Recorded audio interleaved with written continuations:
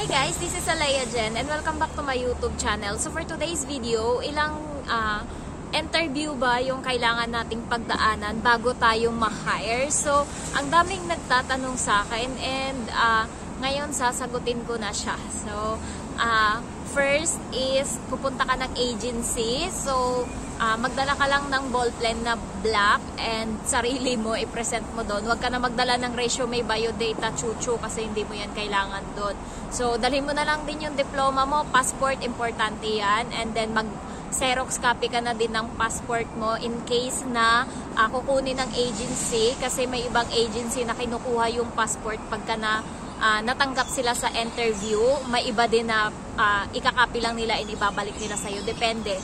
Kasi may nagtatanong din sa akin dito na kung kukunin ba daw agad yung passport. So, sa Light and Hope, kinukuha yung passport agad kasi doon masisigurado ng agency na seryoso kayo sa pag-a-apply or nagjo-joke lang kayo, ganun.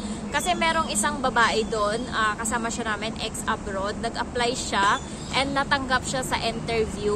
Pagkatapos nun, lumabas siya and sabi niya, hindi niya daw dala yung passport niya. So sabi ng agency, kahit Xerox, wala ka dyan or wala daw, picture lang daw yung meron siya. So, inaano siya ngayon ng agency, kinukulit talaga siya para kasi nga na-hire na siya or natanggap siya dun sa interview ng broker. Kailangan ng assurance na babalik sila. So, kailangan talaga. So, sabi pa nga sa kanya, pwede mong kunin, pwede mong uwian, ayan. So, nagngingiti-ngiti siya. Yun pala, kinuha ng ibang agency yung passport niya and nandun yung passport niya ngayon sa isang agency. So, at the end of the day, natanggal siya dun sa listahan ng mga nakuha or nakapasa sa interview and naano siya dun. Pag alis niya, so ayun, pinagchichismisan siya dun. Kasi nga, kahit siya, nanghinayang siya guys, kasi nga natanggap na siya dun sa interview and malaki yung chance na makukuha siya kasi ex-abroad and magaling siya sa English. Ayan. So, pero ang nangyari kasi, wala siyang passport. So, nung huli, pinagtapat niya yung totoo na nandun sa isang agency yung passport niya kinuha. Kaya, hindi niya ma-present dito sa in-applyan niya dito sa agency namin. And, na-cancel siya. So, natanggal siya doon sa sa list. And, sa Kings naman na agency, kaya naka-apply ako sa Light and Hope. Nauna ako sa Kings and natanggap ako doon.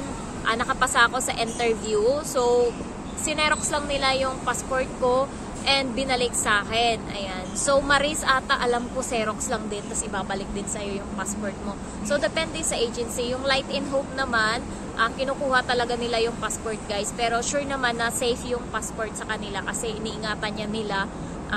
Nakalagay yan dun sa folder kasama ng mga biodata mo or ng mga ganun-ganun mo, chuchu mo dun, interview mo. Ayan. So, yung una nating pagdadaanan na interview is pagpunta mo dun sa agency, you present yourself and then sasabihin mo na mag-a-apply po ako bilang ganto, DH sa Hong Kong and then bibigyan ka nila ng papel, siguro 3 pages yon. And if i-fill up mo dun lahat, magdala kayo ng ballpen na black and mag-fill up kayo dun. Hindi dapat sign pen yung gamit nyo. Basta hindi sign pen, bawal yun. And then, pagkatapos nun is, hindi siya matatawag na interview yung sa agency kasi tatanungin ka lang kung may tattoo ka, nakaranas ka ba ng operasyon. Ayan, so paano nalaman yung agency namin, ganun lang. And ilang booster yung meron ka, ganun. So, ganun lang yung doon sa agency and papagawin lang kayo ng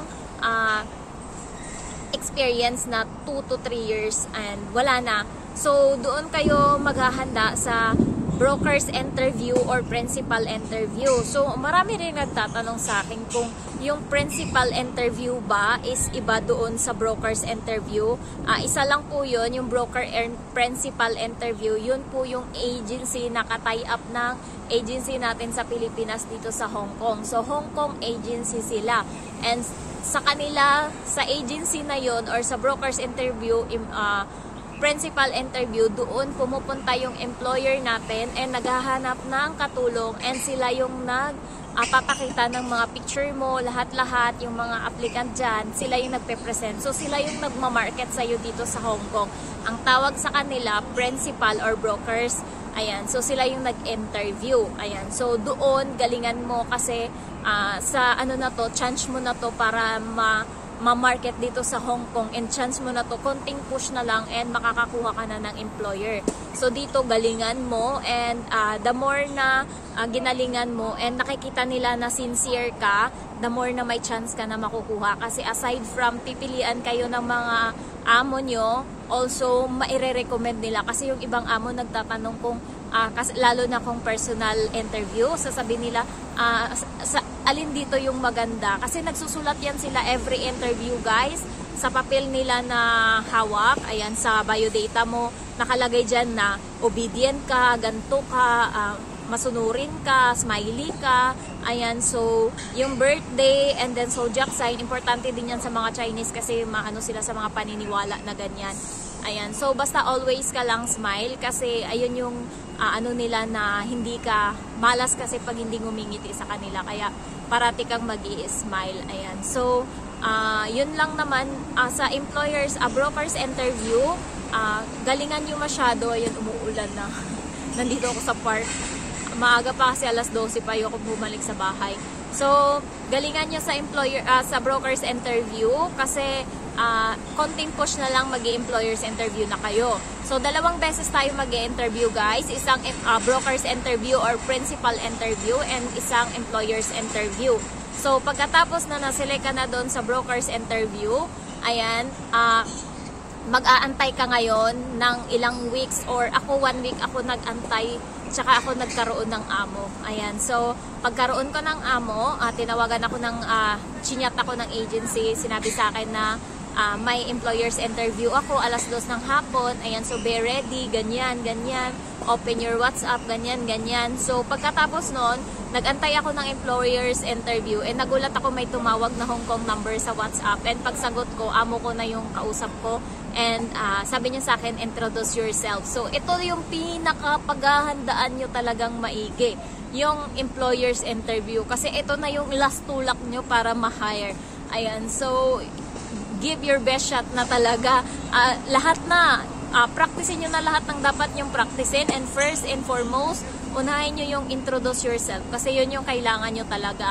Kasi pagbungan nyo doon, hello ma'am, good morning, or hello ma'am, good afternoon, good afternoon. Una agad, isasalubong sa'yo ng amo mo is, please introduce yourself. So, doon ka na magsisimula. Hi ma'am, my name is Genevieve Guarin, 27 years old, I'm single, ganon-ganon, chuchu.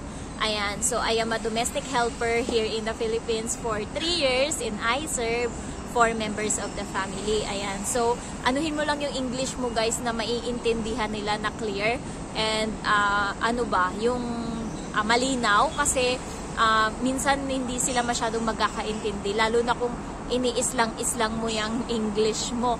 Sa kanila, iba yung pagkakapronounce nila ng English, hindi katulad sa atin na napakaano talaga. Sa kanila, medyo slang sila, and how old are you? Parang ganon, parang walang buto yung dila nila pag nagsalita.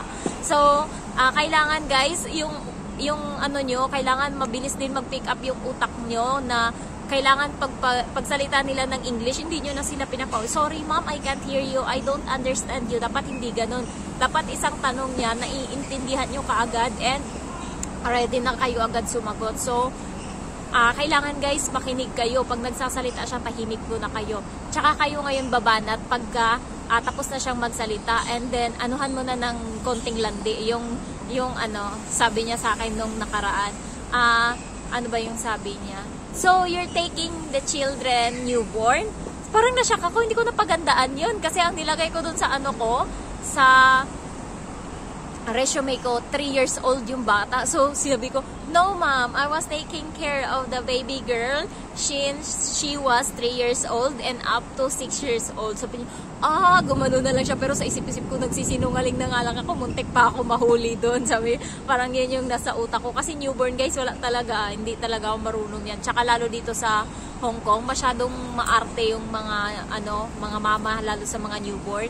Grabe yung paghihirap ng mga katulong pagka newborn yung aalagaan mo. Maliban sa every 3 hours or 4 hours, papadidiin mo yan, papadighayin mo yan.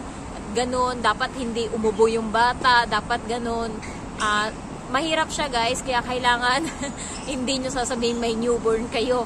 Ayan, lalo. Pero kung may experience naman kayo sa newborn, okay yon. Ayan. So, ano pa ba? Yung employer's interview, doon na talaga galingan nyo. And wag kayong mag-expect guys, pagka 1 to 2 days, walang update sa inyo na na-hire kayo. Hindi kayo pwedeng mangulit sa amo nyo. So, hindi ko pinulit yung amo ko pagkatapos kong ma-end yung tawag. Sabi ko, thank you so much ma'am for your time. God bless. Sabi ko ganun, bye-bye. Sabi ko ganun. And then, hindi na ako I hope you choose me, ma'am, na wala, hindi. Hindi ako na ganun. So, nagbabay ako. And then, sabi niya, bye-bye. Sabi niya ganun. And nagulat ako parang mga 2 hours or 3 hours after namin nag-interview. Tinext ako sa WhatsApp ng agency sa Hong Kong, yung broker's interview. Broker na agency. Sabi niya, hi Jen, na the employer hire you, she choose you. Sabi ko, oh, thank you God. Sabi ko, thank you. Sabi ko ganun, sabi niya, please give me your exact address, home address. So, ang mali ko guys, pag natanggap kayo sa employer's interview at hiningan kayo ng home address, kung saan kayo nakatira mismo, na yung permanent address nyo, halimbawa, dito kayo sa Manila nag-apply pero doon kayo umuwi sa probinsya, halimbawa ako Negros, ang nilagay ko is Manila. Dapat yung ilalagay nyo Negros kasi pag umuwi kayo, nag-end na kayo ng contract, yung ibibigay sa inyo na ticket ng amo nyo is hanggang Manila lang. Pero pag nilagay nyo Negros, two flight yun, Hong Kong to Manila and Manila to Bacolod. Ganun dapat. Kaya medyo nagsisi ako doon, pero hayaan mo na.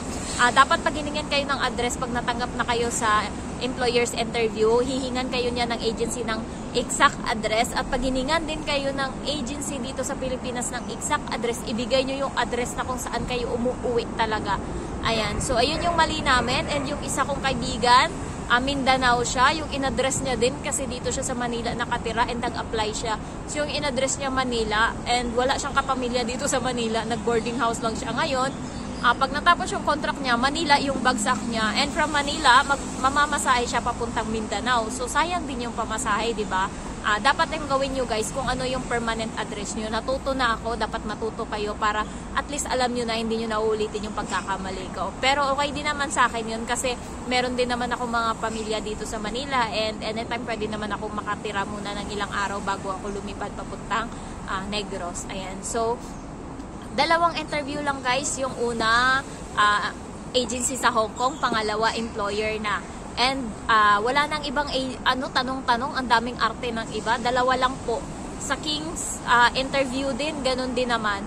Pero yun, mayroon silang parang dyan sa King's, yung matanda. Hindi mo na kailangan ng agency sa Hong Kong para makapasa. So meron sila dyang parang Chinese din na matanda, yun yung nakikipag-usap sa'yo.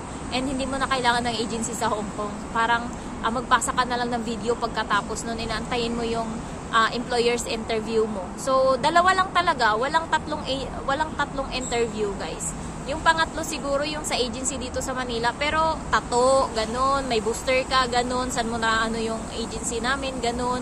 Wala masyadong hanash, and i-orient kayo about kung magkano yung gagastusin, kung mga yun lang yung naman sa agency dito sa Pilipinas. Ayan. So, if you're new to my channel guys, don't forget to like, to comment, and then to subscribe. Thank you so much for watching. Bye-bye!